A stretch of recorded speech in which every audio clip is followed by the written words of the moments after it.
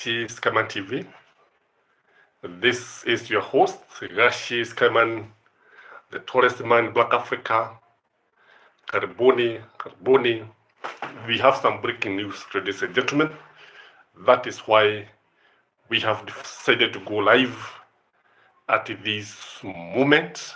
We have some breaking news, and the news are not very, very good. Not very good at all, because when you look at it, kuna mambo ambayo yamezuka, kuna mambo ambayo yametokea katika nchi yetu, nchi ambayo tunaipenda sana, nchi ambayo tunaita hata watu waiombee. Karibuni, those who are joining us, feel free to join us. Like this video, register your presence, because you have breaking news, ladies and gentlemen. From all angles, we need to go live and discuss this issue. Margaret Nyakago, the controller of budget, has been arrested. Margaret Nyakago, ladies and gentlemen, the controller of budget. Register your presence, ladies and gentlemen. Register your presence by liking your video, linking this video, and commenting, because you have some hot news here. Call them breaking news, because the arrest of the control of budget is something that should be taken very seriously. When you see a toad running in the daytime, it does not just move out without a reason. No, something is after its life. Karibu G, asante, tumefika kaka. Karibu sana. Wengine, please comment. You can see now we are 14. How I wish you can be over 100, because what you have here needs your input. Why do you think Margaret Nyakago has been arrested? Margaret Nyakago is the controller of budget, and she has been arrested in Mombasa, and she'll be arraigned in court. And the reason she is being arrested because of the 2016 case of a complaint that was there in 2016, that she operates a circle that is not registered. This is shocking in my view, ladies and gentlemen. Remember, the DCI is the same people who cleared this person. They cleared this good lady when she was being vetted. How was she cleared, ladies and gentlemen? Or if there was a case, then she could not have been arrested. Margaret, a carol breaking for the praying for the safety of the Honorable Lebe. I think she needs prayers, because this is one lady who stood up for the mighty and the high. The high and the mighty akwambia pana, hatutaruhusu muendelee kuiba taifa letu. Because she told us, remember very well, she told us that the government, when it was presenting the budget, wanapeleka pesa nyingi. In fact, your salary, the salary of state officers, the salary is tripled. But now, when they go again for the supplementary budget, alafu zile pesa zionekani tena, zinaibwa. So that's why they are arresting her. Because if you ask me, there is no better reason why they are arresting this good lady. They are arresting her simply because she stood up for the high and mighty. Remember, we have had so many scandals. Remember, there is the oil scandal, and where imefika wapi sasa mpaka sasa. There is also the other scandal of the edible oil scandal. And I want you to look at the coincidence of arresting Margaret and the exposing of the nini, kule kusema kwamba yale mafuta ambayo yaliletwa na wale mawaziri, tunajua ni mawaziri walileta pale, mawaziri wako katika serikali ya William Samoei Ruto. They are there, and now they are arresting Margaret Nyakago. Surely, it doesn't make sense, ladies and gentlemen. It doesn't make sense that you arrest the controller of budget because she has been exposing you. You arrest the controller of budget because she is telling us the truth. Guys, like this video, those who are joining us, please, we are discussing the arrest of Margaret Okango, the controller of budget, for a complaint that was there in 2016. It doesn't make sense, ladies and gentlemen, because remember, this lady was vetted and was cleared by parliament, and she was appointed, and she has the tenure of office. So they want her to resign. And that is what I think. If you ask me, they want to intimidate her until she resigns. I told you what we are having is a kleptocratic government. Government by thieves. They are stealing everything. They are stealing. Hawa watu wanaweza kuiba mpaka mahidi yaliyo shambani mwetu. Kuna kitu ambacho wanabakisha. Wanaiba hawa jamani, wanaiba kila kitu. I told you guys that unless something is done to stop the theft of our public resources, we are going to lose this nation. And for sure we are going to lose this nation. How do you arrest a state officer simply because she has exposed the government? How do you arrest a state officer simply because she has exposed the government? She has exposed the government. That's the fact. She is telling us, hapa kuna shida, instead of rewarding her. Because if you ask me, what should have happened is that the Ethic and Anti-Corruption Commission should have moved with the speed, move and arrest those guys who have been mentioned. Lakini sio kwenda kumtia baroni Margaret Nyakago. Hilo ni jambo ambalo linatuonyesha mapendeleo, wasiwasi. Ni jambo ambalo linatuonyesha kwamba kuna kitu ambacho kinafichwa, and you want her to resign. Otherwise, ladies and gentlemen, for those of you who are watching this channel, why do you think Margaret Okango is being arrested? Why? For a case that was there in 2016. So it was not even a case.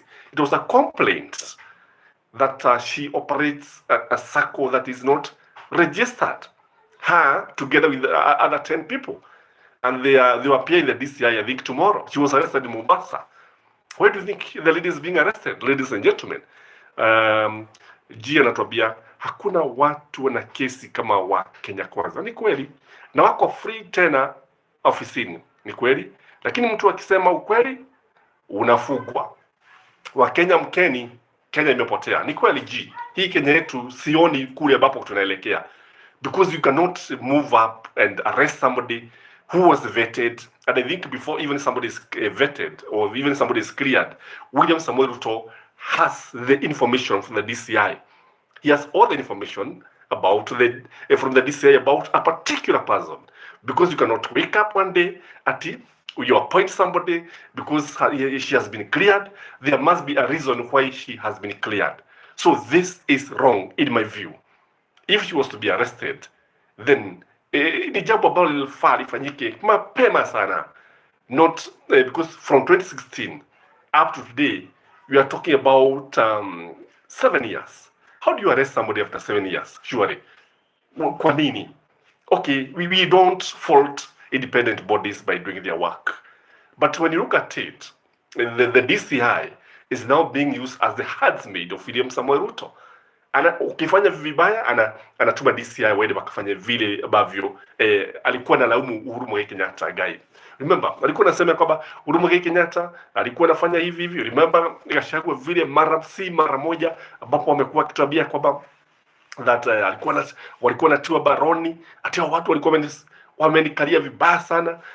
Nilikuwa nishikwa nikiwa nimelala usiku mbele ya watoto wangu, mbele ya mke wangu Dorcas. And you see now, they are repeating the same thing. The same thing. So, I want us to look at just 3 reasons why, in my view, Margaret Nyakago is being arrested. Number 1 is to silence her. And wanataka nyamaze because, for sure, there will be so many cases that they are fearing that she's going to expose. She's going to expose so many cases. Na sasa wakaona sasa huyu mtu akiendelea kwa hapa, tusipomwondoa hapa tutajipata pabaya sana. That is the fact. That's the first reason why they are arresting the controller of budget. That is the first reason in my view, kwa sababu they fear that there are so many cases.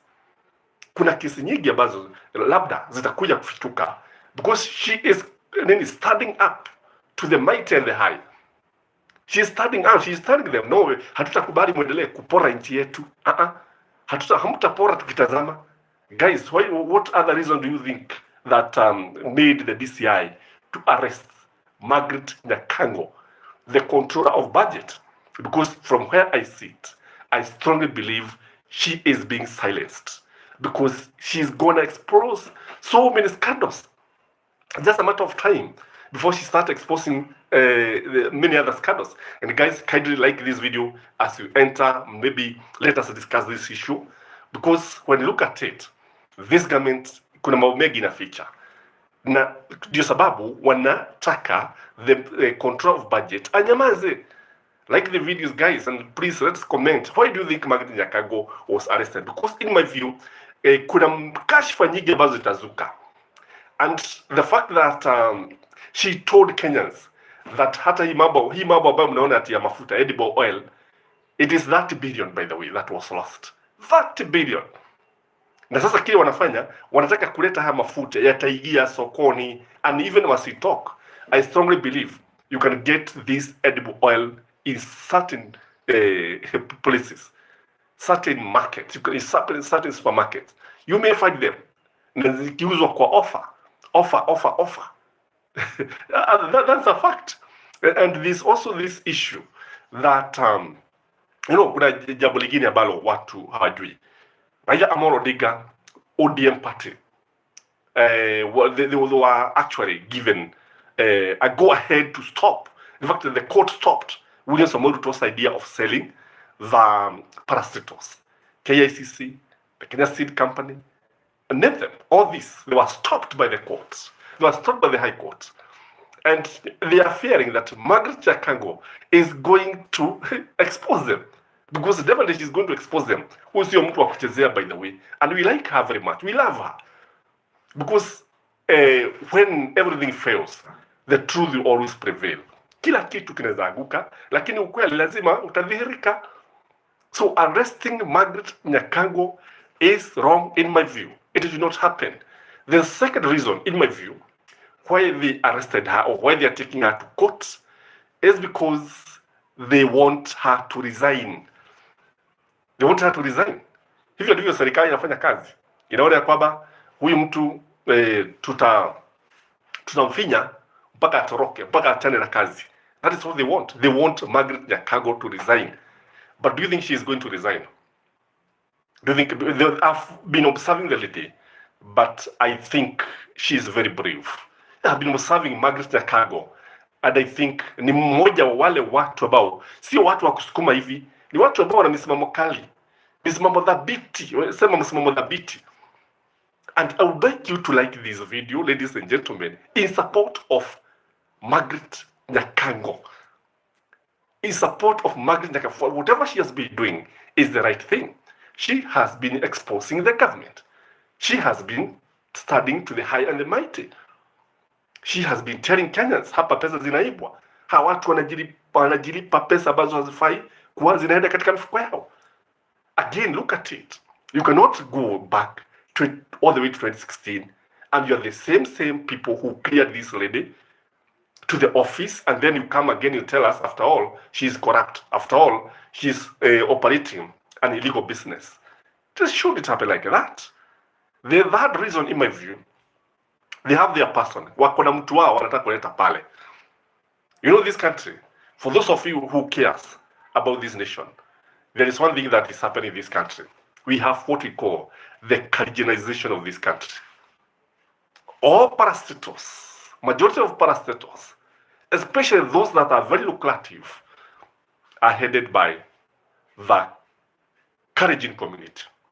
People from one community. There is no way you can tell us in a country of about 50 tribes, communities, only one tribe is qualified. You cannot tell us that way.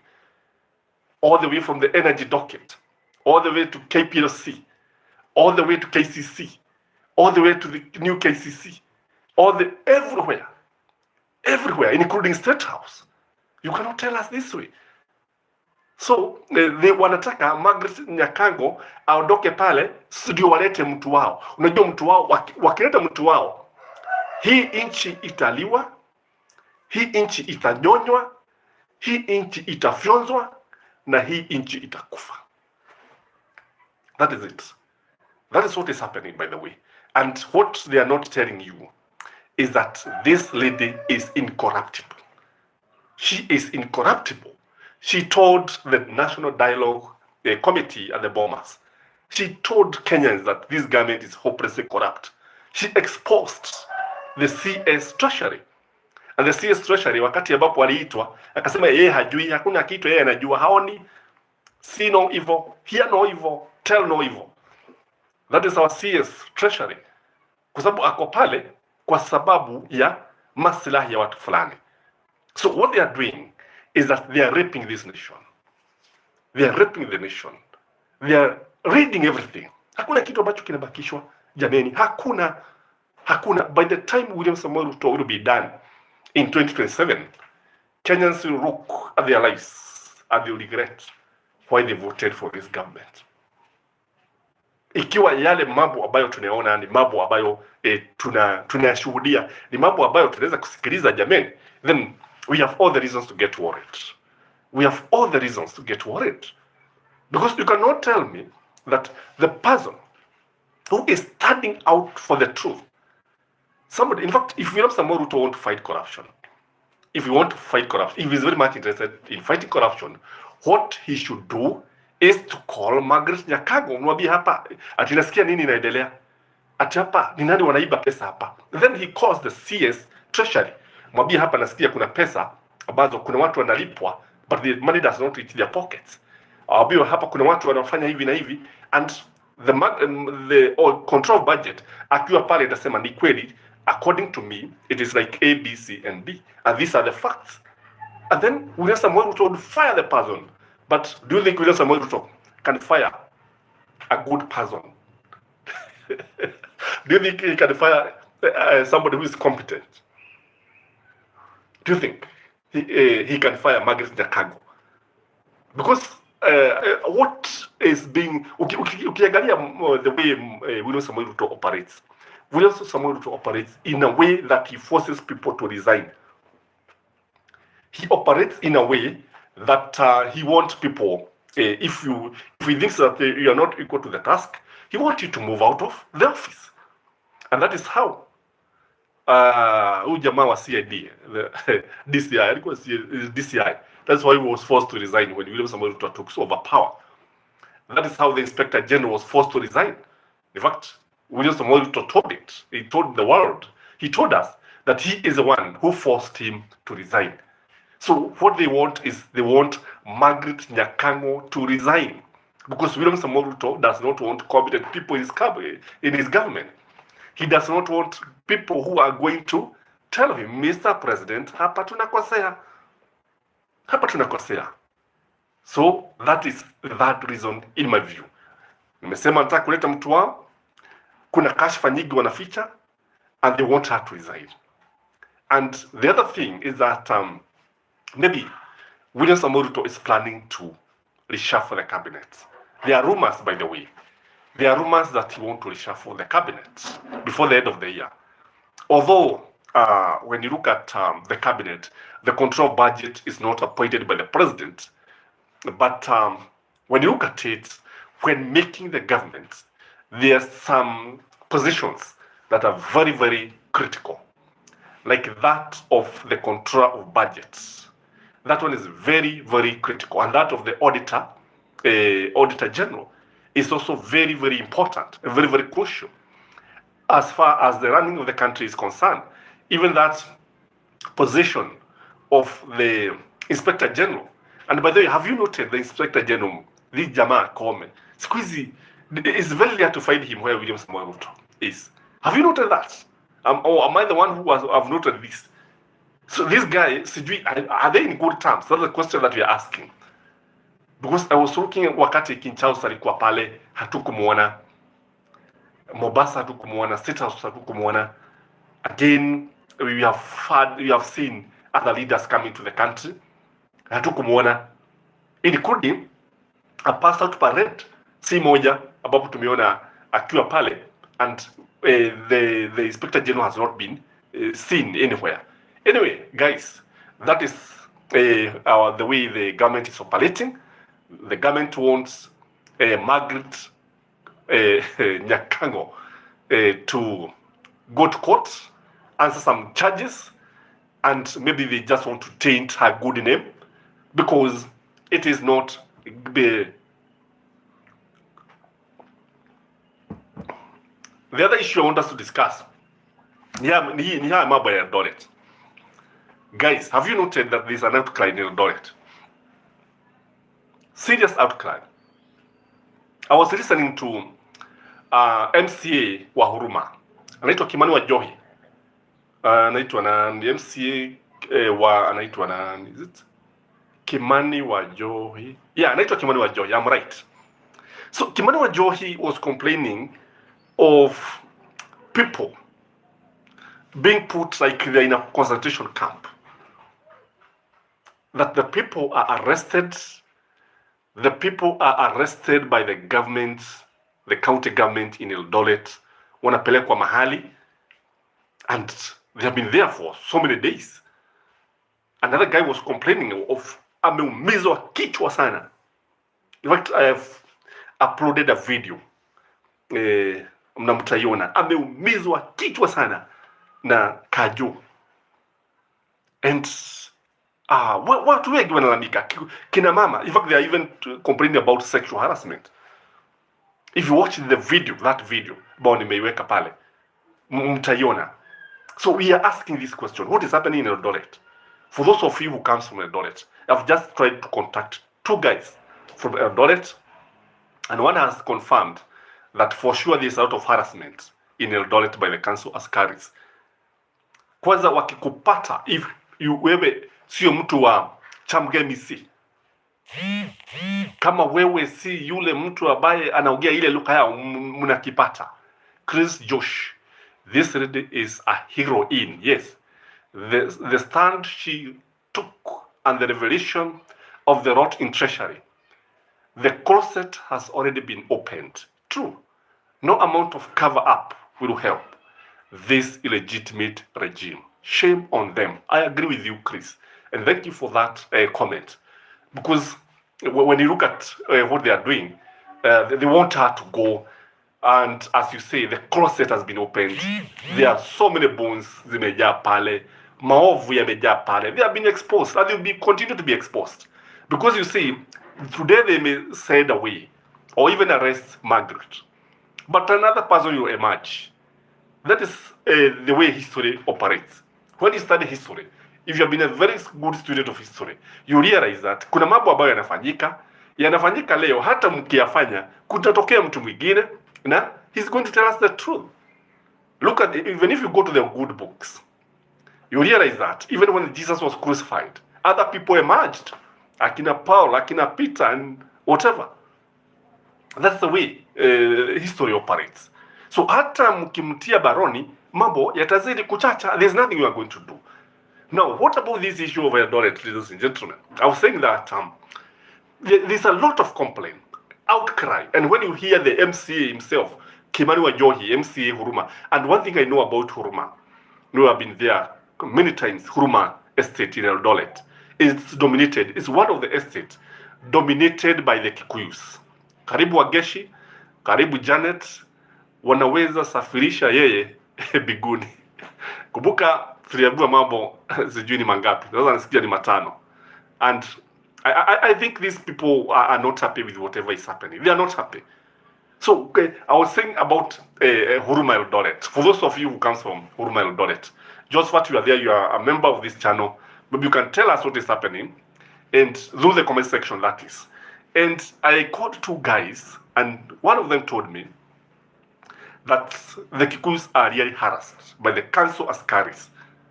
Really harassed. Wakionekana mahali, ukijaribu kuchuuza bidhaa zako, unakipata. They are treated like criminals. They are treated like second-class citizens. Sasa unakipata. And when you hear now the MCA, Kimani Wajohi, complaining, then there is a problem. Kwa sababu Kimani anatuambia kwamba ati mle kuna watu look like they are in a concentration camp. Anasema there are over 400 people wamefugiwa mahali pale na kuna smell inatoka pale. What do you think that smell is? What that smell is? Na wamekuwa pale for quite some time. Sio ati wameingia leo, ati jana nini, wamekuwa pale kwa muda mrefu. Is this government serious? Why should we have this happening in a country that got its independence so many years ago? Over 60 years ago now. That's when we attained our independence. And we are still harassing our own. And this one, when you look at it again, it is coming at a time, wakati ambapo tumesikia vuguvugu la wanati wa pwani, wa Lamu. Ati vuguvugu la wanati wa Lamu. Now, the guy are spitting fire. They are saying from the MCA to the senator all the way to the governor to members of the county assembly, kila mtu wanataka watu wawe ni walamu, wataki watu wengine wachaguliwe mle. That's what they are telling us. And wameapa kwamba from 2024 they are going to ensure that wale watu ambao wamekuwa wakichaguliwa pale, I don't know what they are going to do. I don't know whether they are going to recall them, because I strongly believe huku ni kuwasaliti wananchi. If you ask me, this is tantamount. This is hate speech, if you ask me. It borders on hate speech.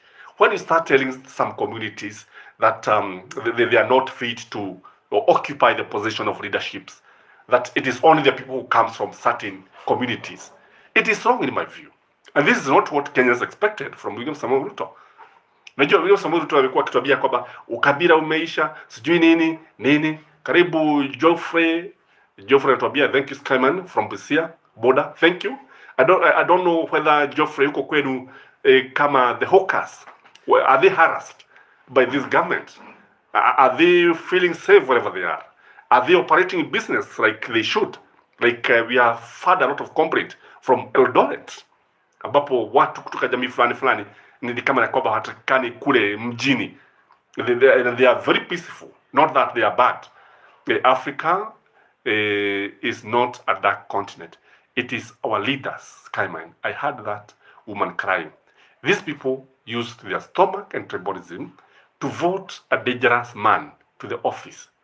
This guy has been seen by Uhuru as dangerous and not mature. Uhuru alikuwa ameona bali, by the way. You know, when Uhuru told Kenyans to elect Raila Amolo Odinga, he knew what he was telling Kenyans. He knew that this country would only be safe ada Raila Amolo Odinga. Lakini watu wengi wakaona ya kwamba nikana kwamba ati kuna mambo ambayo anajitakia. He meant well for this nation. He meant well. Na sasa matunda ambayo tuliambiwa, because when I was looking at what Uhuru Muigai Kenyatta had been saying, Uhuru Muigai Kenyatta had been telling us so many things about Raila Amolo Odinga. Uhuru Muigai Kenyatta has been telling us about William Samoei Ruto. But all what he told us is true, has come to pass. All what he said about William Samoei Ruto. Angalia mambo ya kutagataga. Angalia hapumziki. The president comes from Dubai, anakuja, anapitia Kenya, anasema lete kauda suit yangu moja mbili pale, lete viatu nini, anabadilisha kauda suit. Huyo India. Alafu anakuja moja mbili tatu, hata hajui kile kinaendelea nchini, by the way. And that is why people are harassed. That is why business people are complaining. That is why wale watu wanajiita vuguvugu la wanati wa pwani linajitokeza and linatisha watu mchana cheupe. Tunasikia, tunajionea, and nobody is talking about it. Ladies and gentlemen, from all angles, when you look at it, you see we are failing. Allow me just a minute to take some water, then come.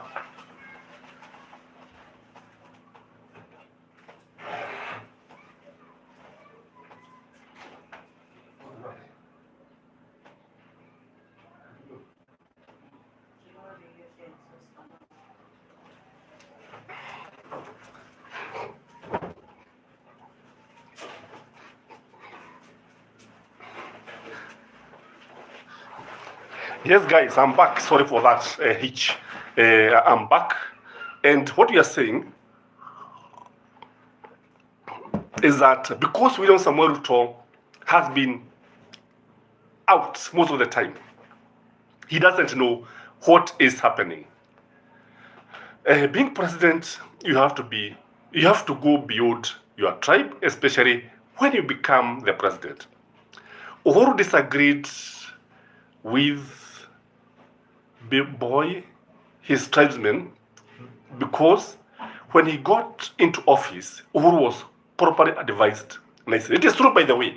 Unajua wezi, I remember people complained so much about Uhuru ati baadhi Wakikuyu walikuwa nasema sijui anapeleka maendeleo yote Kisumu, sijui nini, barabara zinakarabatiwa Kisumu, sijui zote Nyanza, what. But are you telling me that Uhuru Muigai Kenyatta was wrong? He was not wrong. I remember very well. Geoffrey Opadi, thank you for your great analysis, sir. Let's gang up and remove Ruto from power. or how I think our members of parliament can impeach him, by the way. Because I was listening to the Kikuyus, because I found this very interesting, guys. Very interesting. That the Kikuyus are complaining about the roads. Pia, they told us, or they told Uhuru Muigai Kenyatta, hatukuli barabara. For those of you who follow the politics of this country, you remember that moment ambapo wakikuwa na wabia by the way walikuwa wanajitokeza barabarani. Hatukuli barabara, hatukuli barabara. That's what they were saying. Then, on Sunday, Juja member of parliament, together with the total member of parliament, wanajitokeza, wanaanza kulalamika kuhusu barabara ya Mau Mau Road. Complaining. The same people who are complaining that hawakuli barabara, hata wakikabaratiwa barabara, hata barabara zikijengwa. Today, they are the same people who are complaining. And then, this is the interesting part of it. They said that they are going to impeach Kipchumba Murkomen, CS Transport. Then I ask myself, if these guys are bold enough, if they are courageous enough, why not go for Ruto? I'm saying this because of what Joyfrey has said. Why not go and impeach William Samoei Ruto? Why go and impeach Kipchumba Murkomen? Because unafikiri Kipchumba Murkomen ndiye ambaye analeta barabara? Sio Kipchumba. Africa is not a dark continent. It is our leaders. If Ruto does not change quickly, this guy can be removed like Samuel Doe in Liberia. Ruto is dangerous. I saw MPs from Goma asking Wetangula that he took them to the bad person. Huu ni ukweli, kila mtu analalamika jameni. And when this is happening, by the way, kule I also saw something, kule wakicheza kadada, kabubu, mpira wa miguu. Wanapelekewa pesa na kwa helicopter, imagine. Yani, pesa, boda la noti na bebwa hivi. Pesa, wanapelekewa pale. I ask myself, hapo ndipo tumefika jameni. Hapo ndipo tumefika. Kwamba wao wanapelekewa pesa. Pesa kwa wiki. Maelfu kwa maelfu. Wachezaji.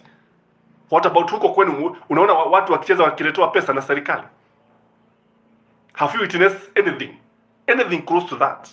Ambapo vijana mabarobaro wanajitokeza kucheza kabubu. Ile mechi ya ligi ya kule vijijini mitaani, and then you see the government wanakuja pale kwa mahelikopter na pesa. Ati wanakuja kupatia watu. Have you seen that? I have not seen that in Kiambu. I have not seen. All the way from Kabete, all the way to Limuru, all the way to Goriba. I have not seen. And I've been transversing this county. I've been to Nyeri. I've not seen. I've been to Nyadaro. I've not seen. I've been to Kirinyaga. I've not seen. Nairobi naenda kila siku, sioni. Hakuna. Lakini sasa enda kule katika bonde la ufa. Vijana wanaanza kucheza ligi, mechi ikianza, pesa zinaaguka pale. That is the way this country is being shared. So hata wale ambao walikuwa wanasema shareholders wako wapi sasa? Wako wapi? Wako wapi wakati pesa za barabara? Because what these guys from these leaders from Kikuyu were saying, walikuwa wanasema kwamba during the budget, Mau Mau Road was allocated, I think, some billions, a lot of money. But now comes the supplementary budget. The money was reduced by 70%. Hence the complaint. The money was reduced by 70%. Ndio sababu unaona wanalalamika. Na watalalamika jameni, hawa Wakikuyu watalalamika. And I want to tell you, I want to pause and posit what Nani said, Orego said. Orego told the people of Jubilee that this government is going to punish you more than is going to punish us.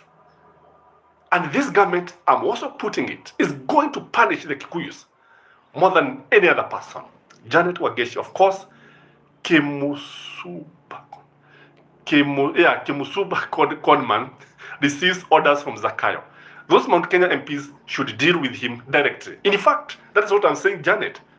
They should deal with William Samoei Ruto. Sio ati kutupeleka hivi sasa uoga ni nini? Wanaogopa nini? Because it is William Samoei Ruto ndiye anasema hawa watu punguza kidogo. Yeye mali ni nyingi sana. Yeye hawezi kwenda kwa milima. Yeye nayo iziende kwa ligi. That's talking about the people for Nyanza. Buguza kidogo. That is the way William Samuel Ruto operates. And when you look at it, it is the nation that is losing. When you look at it, ni mtu wa kawaida ambaye anazidi kuumia. Ukiangalia vizuri sana, utaona kwamba kila mtu analalamika. Utatazama, utaona watu wakilalamika. And by the way, something also very interesting. I told you this video is very interesting. Ati, mnasikia? Ati nini? Kufuga ng'ombe, kufuga buzi, kufuga kondoo. You require a license now. You require a license. You can go to jail. There is a bill that they are taking to parliament. Have you heard about that, guys? Are we prisoners? Are we prisoners? Kwa sababu ukiangalia, William Samuel Ruto is worse than the colonialist. He's turning out to be very, very brutal. Ukiangalia si kodi, si nini. Angalia tena wale wakulima nguruwe. Ati kufuga nguruwe, you cannot sell you cannot sell nguruwe unless you have an 8-year machine, electronic tax register. And that machine costs, I think, between 60 and 100,000 depending on the type. Sasa mkulima ambaye ana nguruwe 50 ama 20, sasa namwambia akanunue ni ya nini jameni? We have always reared pigs. Jia natuambia Eldoret sio kuzuri kaka. Mimi nimekuwa huko tangu nizaliwe. Ni watu wana ukabila sana. Ukiwa sio mzaliwa wa huko unaitwa Lamidet na unatusiwa hata na watoto. Oh my God. Janet, umeona ile nilikwambia utasikia kila mtu kwao. Do you remember? Maybe Janet remember that vile ambavyo uliabua na G. So what we are saying here is that unapotazama nchi hii hakuna mtu ambaye anafurahia. Hakuna. And I remember something else about the control of budgets. Maybe that's what I'm telling you. You know that as someone has told us here, that she has opened the closet and she has exposed this government. So Margaret, the control of the budget, told us that Kenya Power and Lighting Company is on its knees. It's on its knees and it can easily collapse. Na sasa unajua hii ndio wanakula. Hii kama kuna kitu wanakula ni hii ya nini? Hii kitu ya KPLC. Na ndio unapata stima zinapatikana nusu. Zinakuja leo, kesho hamna, zinapotea hivyo. That is the way we are operating. So the fact that they are going for Margaret Nyakango is because she is exposing all these things. How do you tax people for keeping animals, for rearing daily cattle? In fact, you should even exempt them from taxes. Wabie mkifuga ng'ombe hizi, this is what is going to happen. But now, when you start taxing them, and you don't care, it means that you are killing the daily industry. No wonder we are selling the new KCC. No wonder Bill Gates is ready to buy the new KCC. No wonder Bill Gates is ready to buy the Kenya Seeds Company. No wonder we are interfering with the food industry. Ukiangalia all the food industry, that's why Mwea is going. That is why the Western rice scheme is also going. Meaning that what you have is GMO. I told you, William Samuel Ruto is introducing GMO in a very intelligent way. And this one, you need to have a very keen eye to know what he's up to. You need to have a very keen eye. Na nataka kumshukuru Raila Amolo Odinga. Sababu ukiangalia aliweza kuzima serikali, akapata ombi lake likakubaliwa na serikali. And Janet is saying, yeah, says G, I remember, soon itakuwa kaiho na kwao. Or kila mtu akwende kwao. Yeah, Mugusa. Kila Mugusa aende kwao nyumbani. Mugusa naitwa, is it Gechuru or Guchuru? Something like that. What we are saying here is that if you are a farmer, and now, sasa unaambiwa ati ukatafute barua ya kufuga ng'ombe, what are you telling us? Mzungu, wakati wa mzungu, enzi za wazungu, ukiuliza wale wazee wetu ambao tuna bahati kuwa nao, watakwambia kwamba for you to grow cash crops, no, Africans were not allowed to grow cash crops. And for you to grow cash crops, lazima sijui, I don't know, I'm not sure, lakini lazima ungekuwa na kitambulisho fulani, ungelipa kitu fulani, because Africans were not allowed to grow cash crops. Ni wazungu peke yao ambao waliruhusiwa. So when you now start taxing Kenyans for rearing sheep, goat and chicken, what are you telling us? What are you telling us? That you can go to jail if you don't have an operating license, a license that allows you to keep daily cattle. What are you telling us, ladies and gentlemen? Again, what about this issue that we are talking about, kule Mombasa, kule Lamu? For those of you who are joining us, kindly like this video and comment and register your presence. We are looking at a number of issues that are happening in this country. We have looked at the arrest of the Auditor General, Margaret Nyakango, because of a complaint that was there in 2016. And remember, Margaret Nyakango was cleared. Joachim Kagiri anasema, before the volcano erupts, we should expect some tremors. A man without future destroys everything around him. I agree with you. I agree with you. In fact, a desperate person will ban the state to remain in power. A man who is very desperate will do anything to remain in power. And unless Kenyans become vigilant, unless Kenyans now start calling this government and telling them, here you are wrong, we don't agree with you on this one, then we can easily lose this nation. Like now we don't agree with the arrest of somebody who is fighting for democracy, somebody who is exposing the government, somebody who is telling Kenyans what is happening in the government. We don't expect the control of budget to be arrested and aligned in court. Haya, what about this issue in Mombasa, Lamu County, ambapo nimesema kuna vuguvugu la wanati wa Lamu, vuguvugu la wanati wa Lamu, and they are saying from the MCA, women rep, governor, senator, name it, everybody, lazima uwe umetoka Lamu, lazima uwe mzaliwa wa Lamu, kwamba watu wezi wakatoka Bali, wakatoka kaunti zingine, ati mnakuja pale and then you are elected. And then they were asking, a friend of mine, when I had a conversation with a friend of mine who is in Lamu, and she was telling me, she was asking me, can Central Kenya allow somebody else who does not come from the mountain to be elected in parliament? And my take is that if that person is qualified, if that person meets the criteria to be elected as a member of the county assembly, I think I have nothing wrong with that. I have nothing wrong with that. And I know in Mount Kenya, especially in the county assemblies, there are some people who comes from other communities, and they are in the county assembly. That one I know. In Kiambu, I know. We even have a nominated one. So there's nothing wrong with that. Because what we have, we should strive to have a nation. Lakini sasa, tukiwa sasa ni makabila, sijui hii ni nchi ya nani, hii ni county ya nani, It is wrong in my view. Let people live wherever they want. Let people settle wherever they want. In Kiambu, by the way, I think 25% of the population are not Kikuyus. That is what I'm getting. I was looking at the population in Ruaka. I was looking at the population at Karura. I was looking at the population in Wagigi. All the way to Kikuyu, kwanza Kikuyu town. Unapata, ni kama tu Nairobi.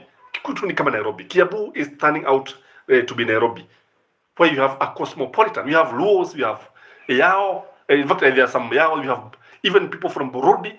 We have people from Ukabani, everywhere. So sasa hii mambo ya kuja kutuambia nini, unaturudisha wapi? Unarejesha watu wapi? Ukianza kuambia watu sijui and I know that there is a group of people that is being targeted. Kwa sababu I've said kule Lamu wale watu ambao walichaguliwa ni watu wa UDA. Ni watu wa UDA. They voted for UDA to a man. So why are you complaining now? Because what you need to do, kama mnaona haifai, kama mnaona mlichagua watu ambao hawafai, recall them. That's why you have the recall clause. That is what I think if you ask me. Lakini sio kutishatisha watu. Watu watishwi. Watu watishwi. Na nyinyi viongozi wa hao viongozi wa UDA from the mountain, because according to me, these people are not satisfied. You know, they have been gagged by William Samoei Ruto. Waliambiwa sasa, nyinyi nisikie mmoja akiongea, nisikie mmoja akiongea, especially hii mambo ya one man one vote one shilling and only one person have been talking. Kadhani wa Mushoba, you know. Na sasa, because these guys are realizing that the ground is not very friendly, sasa ndio wameanza kuongea kama Mgadhani wa Mushoba. Africa is not that continent. It is our leaders. What we need is good governance. Only good governance will do away tribalism. If there are jobs, nobody will think of his tribe. Sasa ukabila ni nini jameni? Ukabila. No, kama kuna jambo moja ambalo limerudisha nchi hii nyuma ni ukabila. Ni ukabila. And that is why the country is where it is today. I was trying to tell people that what William Samoei Ruto is trying to do is to Karijianize the nation. We are having what you call Karijianization of the nation. Janet Wageshi, kweli Skyman. Hata Duale akona maflats hapa. Yeah, it is true. Specifically, Rwaka imeenda. It is true. That's why nini? Hapo ndipo utanipata mara nyingi. Hapo yuko hiyo roundabout hapo. Na ukiangalia utaona these guys wanafurahia sana. Wanafurahia sana. Na we have no problem, by the way. Me, wherever I live, I have no problem. Hii mambo ya ukabila doesn't add up. It is backward. Ni mambo ambayo yamepitwa na wakati. Silence Omodi. Nationalism should supersede tribalism for this country to prosper. Huo ni ukweli wa mambo. Ni ukweli wa mambo. And by the way, sometimes I pity the people from the mountain. I was talking to a friend of mine, let me not mention the name, from the University of Nairobi today. And we were talking about this issue. Haya mambo ya watu wa mlima walidanganywa, sijui Raila amelaaniwa na babake, he'll never be the president, sijui nini, sijui tulikula muma, sijui. Sasa imesaidia nani jameni? Imesaidia nani?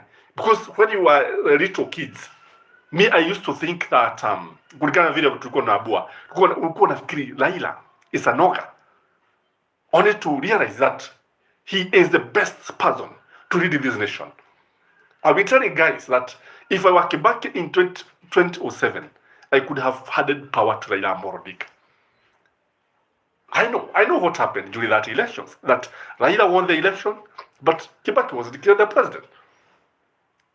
Just like it happened in 2022, that Raila won the elections, but these guys, najua sasa, it goes to the highest bidder. Whoever has the deep pockets goes with it. Kwa sababu, I was looking at what they have been saying about the edible oil. It was very interesting because a prominent lawyer, a very prominent lawyer, was telling us that Uhuru Muigai Kenyatta is the one who alilipa akafisidi and corrupted the Kenya Bureau of Standard officials, ati just to embarrass the government. A very prominent lawyer. Allow me not to mention him. A very prominent lawyer, very close to President Uhuru Muigai, President William Samoei Ruto. Wako karibu, rafiki wa karibu. In fact, he stays in Karen, so close to his home. Ati anatuambia ati Uhuru Muigai Kenyatta just want to embarrass the government, and he bribed the officials of KB, Kenya Bureau of Standard. Do you think it is true, guys? Wagari, heri tuchage, basi tuchukue Ruto aende. Wagari 2027, heri tuchage, basi tuchukue Ruto aende. So guys, hivyo ndivyo sasa wameanza kueneza nini? Propaganda za uongo, ati Uhuru ndiye analipa, sijui Kenya Bureau of Standard wanalipwa, sijui ndio waseme ati mafuta ni bovu. Nothing but the truth. These UDA people are desperate. It's true, by the way. They are blaming Uhuru for everything. Everything. Wanamlaumu kwa mafuta. Wakileta mafuta ya wizi, wakipatikana, the mafuta, by the way, that edible oil is worth 30 billion. If you don't know. 30 billion. And I told you what they want now kwa sababu njia ni kama zimekwama, kumeshikana kiasi. Sasa wanataka kupenyeza yale mafuta. Already hayo mafuta yanauzwa. Ni kama vile nilisema, ile sukari yenye sumu bado tunaitafuna, tunairaba, tumeikula, tumeitumia ndani ya chai, tumeitumia kwa uji, tumeitumia wapi, and they don't care about our health. They don't. They just care about their stomachs. They just care about their bank accounts. That is why these guys are very rich today. Baadhi ya wengine wakati walichaguliwa, they were just ordinary people, just ordinary. Today we learn that they own homes in Dubai. They have bought homes in Ruda, in Karen, everywhere. No, we have no problem when they acquire money in the right way. But William Samoei Ruto ni kama alichagua watu waibe, kama walipewa kuja waibe pesa hapa, kwa sababu hawajali, wanaiba kila kitu. And the irony of it, sasa nikule sasa kuleta katika budget, wizi katika budget. They don't care. Sasa hata mfanye nini, hata mjaribu kufanya nini, na mkiongea wanaweza kusema ni Uhuru anafanya hivi. And by the way, the fact that Uhuru is silent is also something that keep on disturbing them, because all said and done, wale ambao mmetoka Mlima Kenya, you agree with me today that William Samoei Ruto has completely lost the ground in the mountain. You agree with me? Mpaka watoto wanajua hivi, mpaka watoto wanajua ya kwamba William Samoei Ruto amepoteza umaarufu wake wote kutoka sehemu za Mlima Kenya, and there's nothing you can do about it because it's a fact. And I pray kutokea by election Mount Kenya, ili tuone how deep is the ocean. We test the popularity of William Samoei Ruto kutokea kama Kiambu hivi ama Murang'a. I don't know why I don't trust Murang'a too much. Murang'a kwa zaidi za Kiharu au watu bado wako UDA, but when you go to many places including Kirinyaga, kwanza Nyandarua, Nyandarua watu walitoka wote zamani. They were the first people to leave UDA. Kwanza huko kukitokea nini? Kukitokea by elections, I'm telling you, William Samoei Ruto will be badly embarrassed. Ataibishwa. So the fact that they are losing the ground, the fact that they know that William Samoei Ruto will be a one-term president is something that is worrying them. Ni jambo ambalo linawatia wasiwasi. Ni jambo ambalo linawatia kizungumkuti. Ni jambo ambalo hata wanaona aibu. Because I think William Samoei Ruto will be the first president to be a one-term president in this country. And I strongly believe that okay, tulifanya vizuri tukachagua, because before that time, najua vile tulikuwa tunaambiwa, si nakumbuka vile tulikuwa tunaambiwa. Jameni, for those of you who are joining this channel, please, this is Gashi's Kaman TV, like this video, register your presence. We have a number of issues that we are discussing. We know what is happening in our country. Tumeona the control of budget akitiwa baroni of a case that was there in 2016. Tumeona vile vuguvugu la wanati wa Lamu. Tumeona kule Eldoret vile kunafanyika kule kilio kule Eldoret. We have seen so many things happening in the government, and when the government is silent, Gachagua hata haongei, hata watu wao wakiteswa kule Eldoret haongei, amenyamaza tu vile pale. Alafu wakati uchaguzi utafika, anaanza kutuambia now this is a government of shareholders. Alafu akina Moses Kuria the way they keep on telling us, unajua hii serikali ni yenu, serikali ni ya nyumbani, serikali ni yetu. That is what they keep on telling us. But serikali ndio iko ambayo inaongoza. Kusema ukweli, it is not meeting the people's expectations. It is not doing what is expected. And I told you guys, I told you to watch the people of the mountain. Utaona jambo moja, our leaders are not coming to the ground. They are not coming to the ground. Wanaongea wakiwa tu ofisini. hawataki kuja kwa sababu wakija wanajua the ground is very hot, the ground is very slippery, very slippery. The only person ambaye tunaona akikuja na hana shida ni Gathoni wa Mshoba. Yeye hana, because you see she has aligned herself with the ground. Lakini hao wengine, and that is why they have now started complaining. That is why unajua sasa when they start complaining about the roads, sasa wanajua ukweli. Janet nasema nini? True, they were even dragging President Kenyatta in Pastor Mackenzie's nocturnal activities. That's true. Why did they sentence him for 1 year only kama hajuani kwa vileba? I think I also agree with you, but kulingana na hivi walisema ati walimtia alifugwa for 1 year because of possessing illegal weapons. Sio kwa sababu ya Shakahola. I think wanasema ile kesi ya Shakahola bado inaendelea, but I know they want to bail him out. When you look at it, they want to bring technicalities ili wakati ambapo kesi ile ya Shakahola, ile mauaji, the massacre itself, when it will be read and delivered, and then itaonekana amesha kuwa katika jela kizuizini muda mrefu nini, and the guy will be set free. So I agree with you, Wagesh. So when you look at these guys, they are not coming to the ground. Hawakuji makanisani, hawakuji kwenye mikutano ya siasa. Hapo beleni ugeangalia Mount Kenya, you'd think ni wakati wa campaign. Ugeangalia Mount Kenya, ugefikiri uchaguzi unafanywa in the next 2 or 3 months. But now they have retreated. That's the way the politicians operate. When you don't align yourself with the ground, they know how to behave. So what they are doing now, wanajificha kwa sababu wanaona kwamba hatuko pamoja.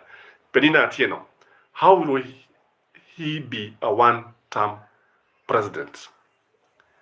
Because he will not win in 2027. Who will vote for him?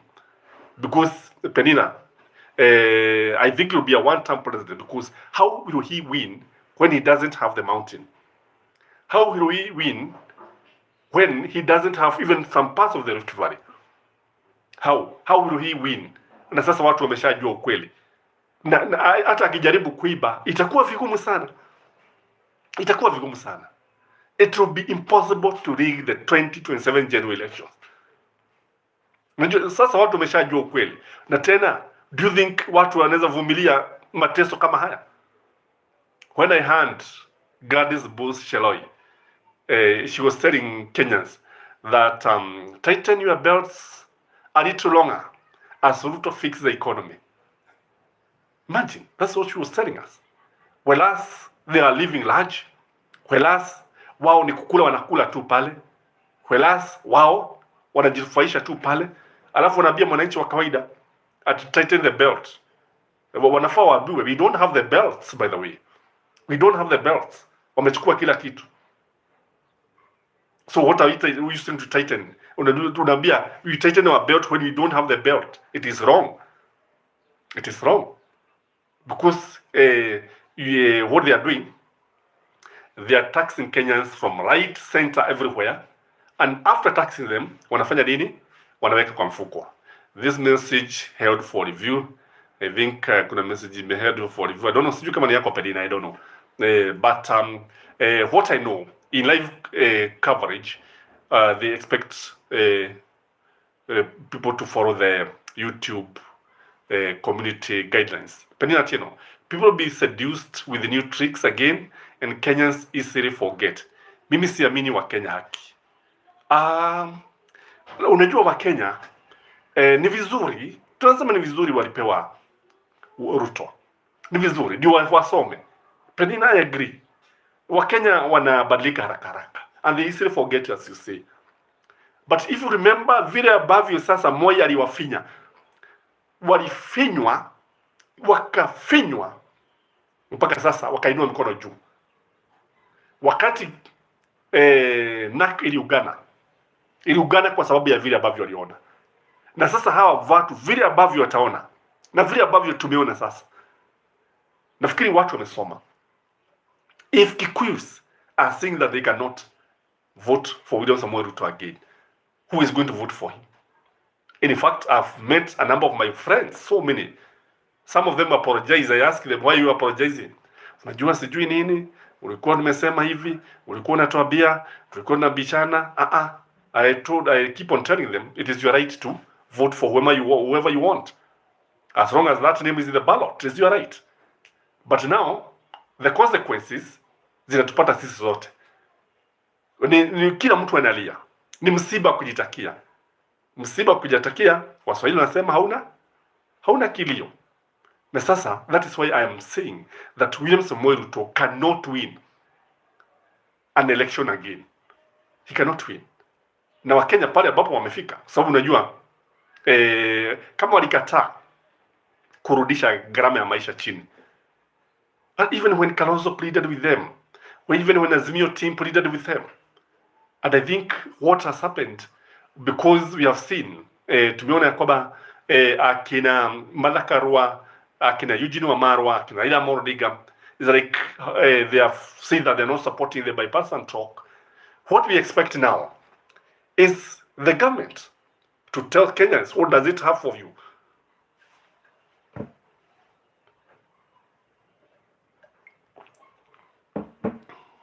What do you think, ladies and gentlemen? Let us interact through the comment section. And those of you who are joining us, please like our video, comment, we are live. It is important to interact. And sasa mmejionea yale mambo ambayo yametokea. Tunaamka kila siku unapata kashfa mpya, hata kabla ile ilikuwa pale kabla ya watu wasahau, ingine imeshatokea. Umeona vile hata kabla tusahau ile ya mafuta ya petroli ya diesel, even before it is concluded, sasa ingine inazuka ya edible oil, and it is very much deliberate. Whatever they are doing is very, very much deliberate. Kabla ya watu wasahau hiyo, ndio watu wasahau, ndio huyo the Auditor General anatiwa baronie. She is arrested to divert the people's attention so that we stop discussing these issues. That is the way the government operates. And before people forget, kwa sababu kile ambacho Ruto atafanya akiona sasa watu wameanza kulalamika, because people are complaining, by the way, when you listen to the ground, watu wanalalamika, mama mboga analalamika, mtu wa mkokoteni analalamika, kinyozi analalamika juu ya kupanda kwa bei ya stima, msusi analalamika, kila mtu analalamika. Even the wachuzi analalamika. I've told you what is happening in Eldoret. Before you forget that, sasa Ruto akiona mambo yamechacha sana, what you do, most likely reshuffle the cabinet. Yes, that's the way the government operates. To divert the people's attention, they must come up with something that is going to keep the people, or to keep us busy. Those of you who are joining us, kindly like our video. We are live. We are discussing the current issues as they are happening in the country, and it is worth noting that it is important. Japheth Mwendwa, we want her released without conditions. They are saying, Japheth, they are saying that she will appear in court tomorrow. And the interesting thing is that they are charging her of a complaint of 2016. And don't forget, guys, that this lady was cleared by a parliamentary committee when she was being vetted for the office. They want her to resign, they want her to go home, and so on and so forth.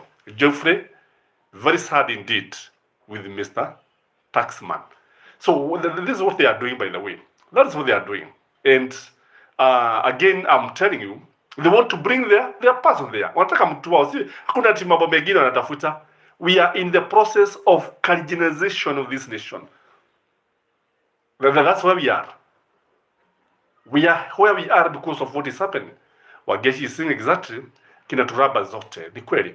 Aliama wale walichagua Wilbaro maralira na magatoreria. Yeah, wanalia na wanatuliza. Ni kweli. Watu wanalia jameni. Acha muangalie nini January kile kilio kitakuwa hapa. You know, I've been telling you that most principles, because the government has not been sending the capitation money, ilikuwa inatuma nusu. Kile kilio mtasikia January mtakipata.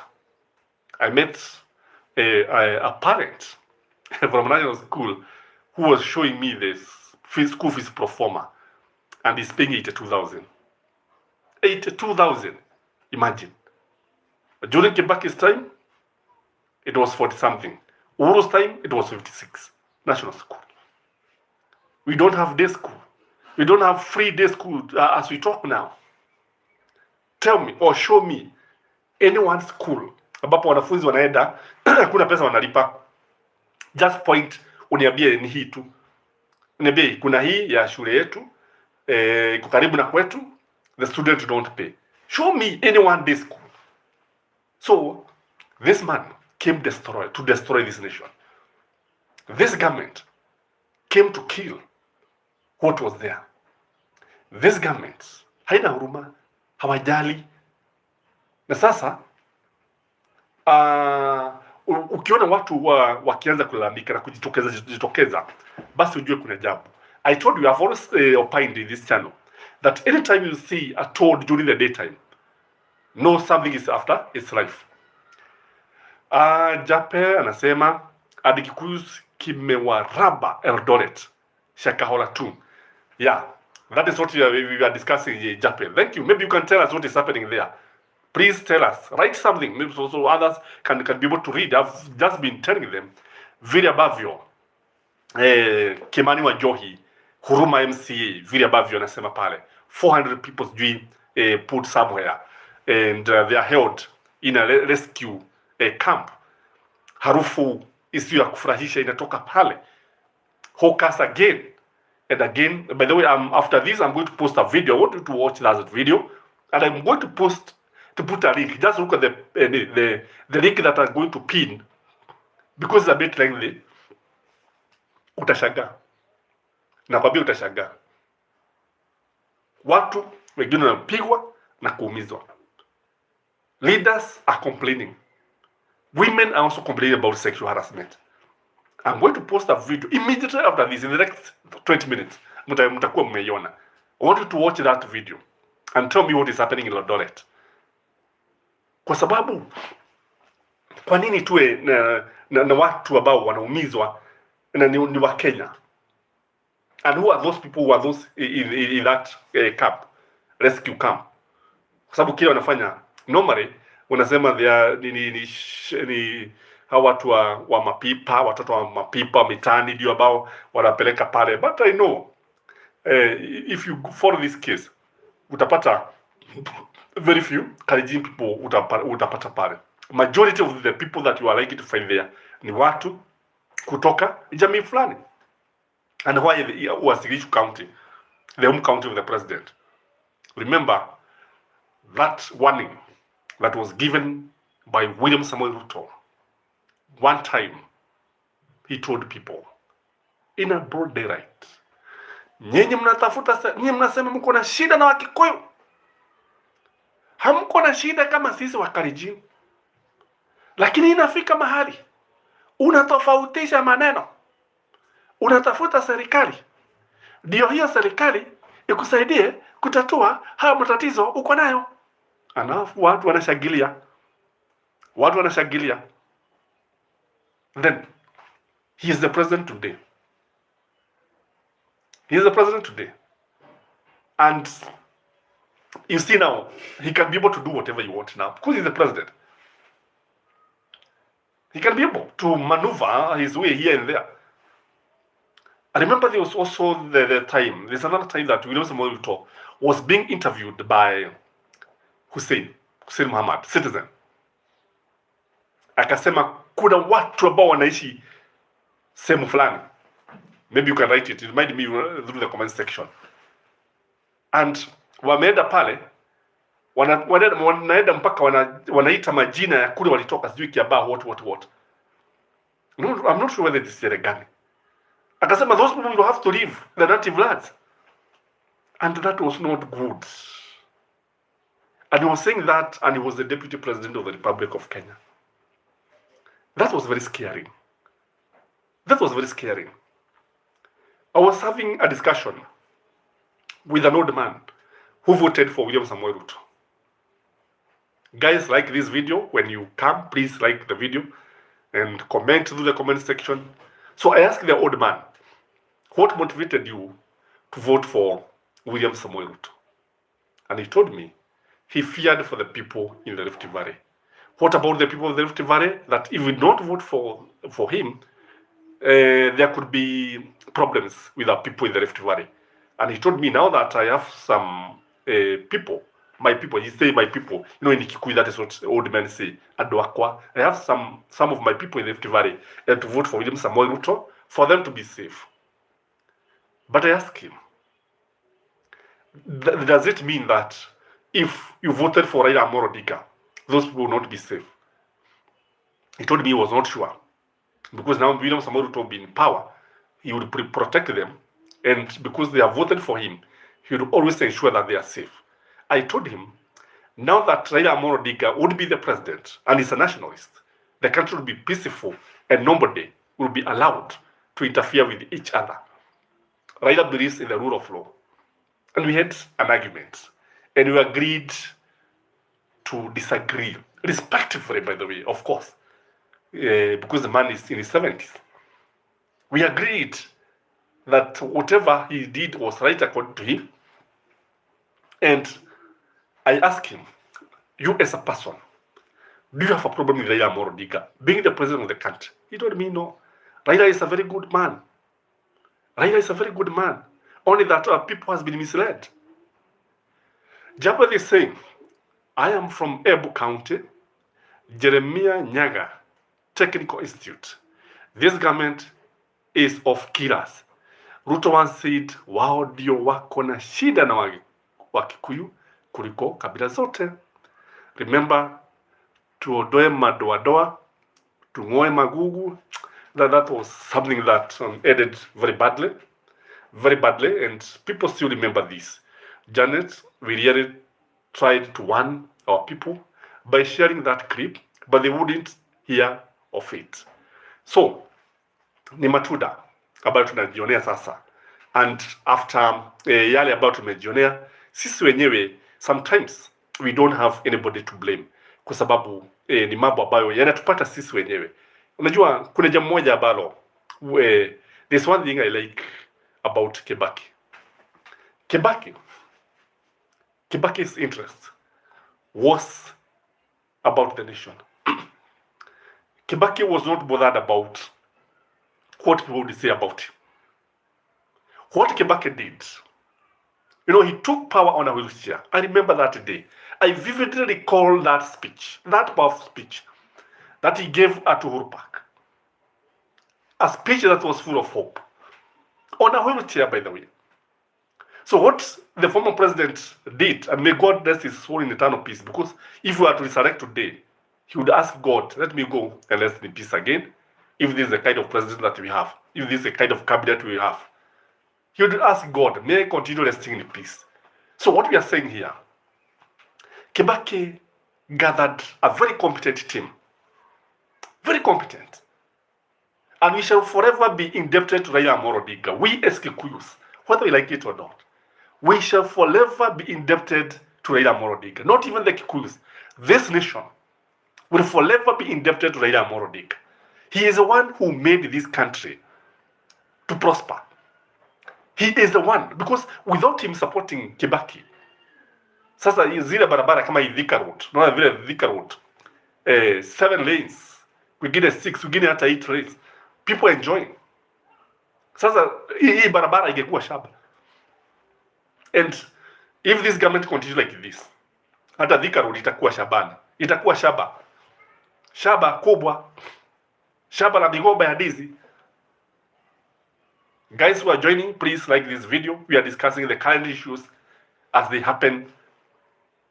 Unajua kuna mambo mengi ambayo yametokea. So what Kibaki did, he surrounded himself with people who are very competent. Raila Amolo Odinga was made the roads minister. Mwiraria, who was also very competent, minister for, was put in treasury. Karisa Maitha, the hurricane, local government. Is it Saitoto who was put in education? And these guys, within 1 month, they have delivered to the chagrin of the Mzungu. Mzungu alishangaa. Before they knew it, Raila Amolo Odinga was in Murang'a. Remember him inspecting roads in Murang'a, being tarmacked. I remember he was telling us that even the best road would be concrete roads. And today I understand there are some roads that were constructed during that time. When Raila was talking about the Northern Bypass, in fact, the majority of us do not know what he was talking about. Hii barabara that connect Ruaka and Ruiru in Zuka Superhighway. When he was talking about the Eastern Bypass, when he was talking about the Western and the Eastern Bypass, majority of us did not even know what he was talking about. He changed, these guys changed the face of Kenya completely. Completely. And today, we are very, very happy because of what they did. So, ladies and gentlemen, for those of you who are joining this channel, this guy is Command TV, the Tourist Man Black Africa. Like this video as we carry on. You see, arresting Margaret Nyakago was very, very poor decision, if you ask me. It is not wisdom to arrest the controller of budget just because you are being exposed, just because you are being told that here you are wrong, just because they are telling you hapa mnakosea hapa, mnaibia wananchi pesa. You take the budget to parliament and then you triple the salary of some state officers, and then during the supplementary budget you remove this money, you deduct this money so that it doesn't go to the state officers, then you pocket the money. The controllable budget tells us that KPLC, the Kenya Power and Lighting Company, is on its knees. It is almost collapsing. And then you think she is lying. She's telling the truth. So you think that the best thing you can do is to arrest her? Janet is telling us, Kwekwe, Lagari, Shabani, Mwanyayo, Nazirimwe. Anybody who recalls that song? I remember that song. And it was not good, by the way. It was not good. What we should do, we should always strive to be members of one nation. One nation. And I like the way members of this channel, most of the members of this channel, they have the interest of the nation at heart. That's one thing I like about it. That majority of our viewers are people with a national outlook. Sio mtu atakuangalia hapa kijiji, atunaangalia hapa Dedero kwenu, atunaangalia hapa Karura, atunaangalia hapa Lemuru, hapa Githioro, atunaenda kule kwa Thiongo kula nyama hapo, atunasema watu wengi watakula. No, what we know is that if we speak as a nation, if we stand and say no to this nonsense of Kenya Kwanza, because this, after all, if you don't know, what you are fighting today is what JM was fighting for. Remember that Karen call, he told Kenyatta, and rightfully so, you cannot have a government of 10 millionaires and 10 million beggars. And today we are telling William Samoei Ruto, you cannot have a government of 24 billionaires and 50 million beggars. We are going to tell you that. Ladies and gentlemen, welcome to this channel, God's Favor. Hii serikali haipendi kuambiwa ukweli. Yeah, kwa sababu unajua when you look at what is happening, ukiwaambia ukweli wanakasirika. And I like the way, you know, what is happening now. Ukitazama vizuri sana unaona Wakikuyu wameanza kujitokeza moja baada ya mwingine. Wameanza kuambia serikali hapa mnakosea. Wameanza kuongea. And by the way, if the Kikuyus come out in large numbers, if they start telling the government that here you are wrong, if they start telling the government hapa tunakosea, one thing is going to happen. William Samoei Ruto is going to behave. This government is going to behave. William Samoei Ruto is going to ensure that there is justice in this country. He's going to ensure people get justice. He's going to ensure kama ni DCI wanafanya kazi kama vile ambavyo wanafaa kufanya. Sio kwa sababu wanafanya kazi wakijaribu kufufua kesi ambazo zilikufa zamani. Kama ni watu kama hawako Eldoret, wale ambao watu wanauliza maswali mengi, what is happening, wale watu ambao wanaumizwa pale pale, the various council askaris, the way they are actually harassing some people, wengine wakiwekwa sijui wapi, others bordering on sexual harassment. I think this is not going to happen. So the Kikuyus leaders owe it to this nation. They owe it to this nation because if they tell William Samoei Ruto, hapa unakosea, I think utaona nchi ikiendelea vizuri. A friend of mine was telling me that if Kikuyus want William Samoei Ruto to perform better than even Kibaki, it can happen. I asked him how. They just refuse to do the wrong things. Kama ni Kimani Ichung'wah, who is actually the headsman of the executive. Kimani Ichung'wah anafanya kazi yake like the majority leader, as a person who should lead the parliamentarians in oversighting the government, in oversighting the executive. Afanye kazi yake vizuri. Lakini isiwe ati yeye anakuja pale anaanza kutetea serikali wakati ambapo watu wanauliza maswali. I was shocked when these guys started defending the edible oil scandal. Yeah, they started defending the edible oil scandal.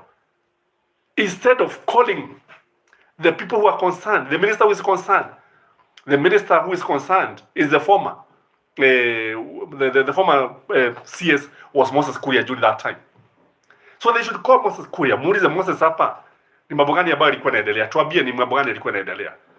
Na hapa naona mafuta yalikuja. What was happening? Lakini sio ati kunyamaza, unanyamaza, ati you start defending the government, ati unaanza kuambia watu ni Uhuru anafanya hivi hivi. That should not happen. That should not be the case. What should happen is Wabuge, the senators, should call those people who are concerned. And on behalf of me and you, on behalf of the citizen, because that they are supposed to represent us. They are not supposed to represent their interest. Wanafaa kujali maslahi yetu sisi wenyewe, sio yao wenyewe. And by the way, you can give me super chat if you can. Give me super chat and I'll be very, very happy. So, Jafnis Mwendo is saying, Kenyans, we should demand our nation back. Yes, our nation, we need to demand our nation back. This is our country, and we should not play with it. Otherwise, from where I sit, we are playing with our nation. Tunachezea nchi yetu. Ni kama kugusagusa mkia wa mamba. Hivi, unajua mkia wa mamba? Ni kuchezea hivi. You cannot dance near the tail of a crocodile. We should not do that. We should stop. We should demand our country back. We should reclaim our country back. We need our country. We need that moment when we should be proud. Ati unasimama, unasema for sure, I'm proud to be a Kenyan. I'm proud to be a Kenyan. You know, when Kibaki became the president, Kenya was also lucky because the changes that he brought are still with us even today. Hata Uhuru Muigai Kenyatta did a lot, especially when it comes to the construction of roads. But the problem with William Samoei Ruto's government, like now, he's in India.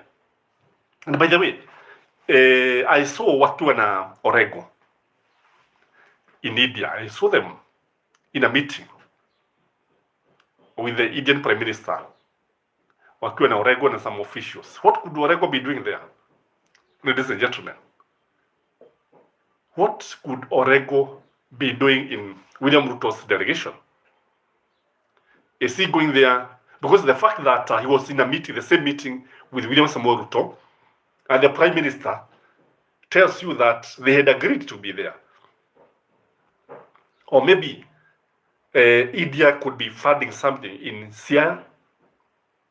For those of you who are here, why do you think Orego accompanied William Samoei Ruto in India? Or was it just a coincidence that they met, walikutana tu pale, bila mpango wote? Because when you see something like that happening, it is not a coincidence, if you ask me. it is something that was planned, then we ask ourselves, did they travel together? Or what is Orego doing? Or what was he doing? Because when I was watching that clip, I knew that when you look at it, Orego was actually highly involved. He was in the meeting, alikuwa kwa huo mkutano, and he was part of that meeting. I could see him writing. When do you think Orego accompanied William Samoei Ruto? Is this an indication that Raila and Ruto are working together? Is this a sign of handshake? What do you think, ladies and gentlemen? And is this one going to have an impact on the politics of Azimio? Because it must have some reason. There must be a reason why he's there. So first, I did not judge, because what I know is that Orego sio mtu ati to push like this. Orego is one of the most trusted Raila's lieutenants. Orego is one guy I know. If he chooses to work, he can work. But I was asking myself, could he have chosen to help William Samoei Ruto? Because William Samoei Ruto is losing it. William Samoei Ruto, anaonekana, he is clueless. Anaonekana like he is not steering the nation in the right direction. What do you think, ladies and gentlemen? So if you're here, we have been discussing various issues. We have discussed the arrests of Margaret Nyakago, the control of budget, for a case that was there, not even a case, a complaint that was there in 2016. After that, she was cleared, in 2020, she was cleared in that office, meaning that she has not committed any crime. We have also discussed the reason why, in my view, she was arrested. And I've said the first thing in my view is because maybe William Samoei Ruto anataka kuweka mtu wake pale. Secondly, kuna these kashfa ambazo zimekuwa zikitokea, and she has been exposing them. Thirdly, they want to force her to resign, because that is the modus operandi, the way of doing things of William Samoei Ruto. Hivyo tunaona siku hizi akifanya kazi. Put out of pressure so that you can resign. The other one, I've said, there could be more kashfas. There could be more scandals in the offing. And they fear that Margaret is going to expose them. So those are the few reasons, according to me, why she is being arrested by the DCI. And the reason, they are saying that she is operating a circle that was not registered, and she was arrested with 10 others. So this one, when you look at it, you see that DCI is working for the president. Because there's no way such a high-ranking state officer can be arrested without the input of the president. We have also discussed the issue of vuguvugu la wanati wa Lamu, ambapo kumezuka vuguvugu, viongozi wa Lamu wajitokeza pale, wanawaka moto, saying that they don't want other leaders to lead them from other communities. Wanasema wale watu wanataka ni watu ambao ni wazaliwa pwani, lakini si ati watu wa bara sijui nini. Wanakuja pale wanapewa nyadhifa za uongozi, wengine wakuwa MCA. And I was advising them that they should use the recall clause. Recall those people. If you are not satisfied, recall them. Mwendo is saying no problem with Azimio leaders to be with Ruto at any time, because county government and national government are two distinct governments, but must work under collaboration. Yeah, that's what we want. We want people to give their input, because many people are caught off guard when we saw a very close ally of Raila Amolo Odinga accompanying William Samoei Ruto in India. So we have also looked at yale mambo ambayo yanaendelea kule Eldoret, si mazuri vile, na they are being harassed.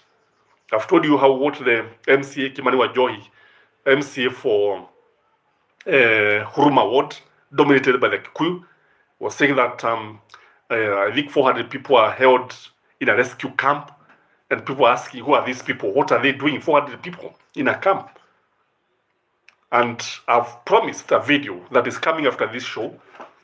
I want you to watch that video, listen to my analysis, and also I'm going to put a link and pin it. Open that link, it is saved, it's okay. It is from a verified account. You'll be shocked by what is happening in Eldoret. Ladies and gentlemen, I wish to end this show here. I want to tumalizie hapa. Nashukuru sana sana vile ambavyo tumekuwa pamoja, the way we have been sharing, the way we have been interacting, and have a blessed evening. And like this video if you have not, and share. Till next time, bye bye.